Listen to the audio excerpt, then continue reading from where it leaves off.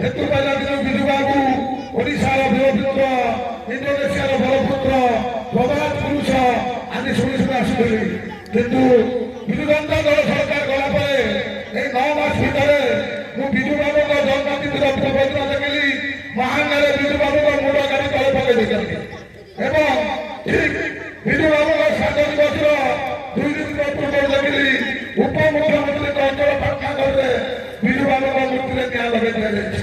ତେଣୁ ଯୁବ ବନ୍ଧୁମାନଙ୍କୁ ଆହ୍ୱାନ, ବିଜୁ ବାବୁଙ୍କ ପ୍ରତି ଅସମ୍ମାନ ଆମେମାନେ ଆଉ ସହିବା ନାହିଁ। ଆମେମାନେ ରାଜରାସ୍ତାକୁ ବାହାରିବା ଏବଂ ଗାଁର ଦୃଢ଼ ଜବାବ ଦେବା ଏବଂ ବିସ୍କୁଲ ବିନା ଦୃଢ଼ ଜବାବ ଦେବା। ଯେଉଁମାନେ ବିଜୁ ବାବୁଙ୍କ ପ୍ରତିମୂର୍ତ୍ତିକି ସେମାନେ ଲେଖି ଦେଉଛନ୍ତି ବିଜୁ ବାବୁ ହରିଜନ। ସେମାନେ ଭୁଲି ଯାଉଛନ୍ତି 28 ବର୍ଷ ତଳେ ବିଜୁ ବାବୁଙ୍କର ତିରୋଧାନ ହେଇଥିଲା। ଏବେ ପୁଣି ବିଜୁ ବାବୁ କେମିତି ଧରିଗଲେ? ତେଣୁକରି ବିଜୁ ବାବୁ ଓଡ଼ିଶାର ବରପୁତ୍ର। ଓଡ଼ିଶା କହିଲେ ବିଜୁ ବାବୁକୁ ଚିହ୍ନେ। ସେ ଜଣେ ରାଜନୀତିର ବିଧାନୀ, ନୂତନ ଓଡ଼ିଶାର ନିର୍ମାତା। ତାଙ୍କ ପ୍ରତି ଅପମାନ ଆମେମାନେ ସହିବା ନାହିଁ। ଆଗାମୀ ଦିନରେ ଆମେମାନେ ରାଜରାସ୍ତାକୁ ଓହ୍ଲାଇ ଏହାର ଦୃଢ଼ ବିରୋଧ କରିବା। ଭାଷା ବେଳେ ବିଧାୟକ କହିଥିଲେ ସ୍ୱଚ୍ଛରେ କହିବ, ଏତିକି କହିବ ବକ୍ତବ୍ୟ ଶେଷ କରୁଛି। ଜୟ ହିନ୍ଦ, ଜୟ ଜଗନ୍ନାଥ।